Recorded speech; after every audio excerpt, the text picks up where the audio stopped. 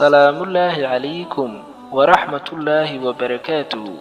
daawadayaal ku soo dhowaada waa xikmadeennii iyo murtidii toddobaadlaha ahayd ee aynu ku wadaagi jirnay halka tan iyada ah.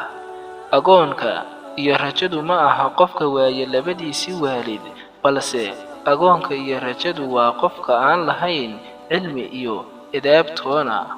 akhrisku waxa uu uga dhigan yahay caqliga halka uu ugu jiro jimicsigu jirka.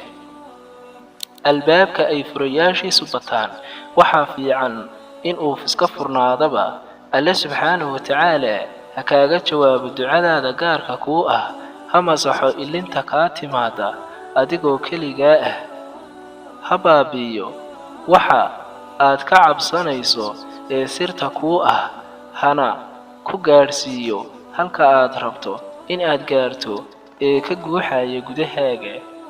anigu hibo gaar ah uma lihi waxnaba, laakiin waxa aan doonayo raadintiisa ayaanan kelin. anigu waxa aan isu diyaariyaa laakiin waxa aan rajaynayaa waxa ugu fiican. aqoon aan edaab lahayn waa geed aan midho lahayn.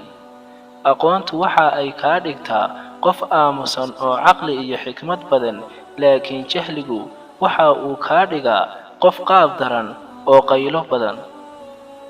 asxaabtaada waxaa ugu wanaagsan qofka kan kugula taliya in aad 5 salaadood waqtigooda tukato.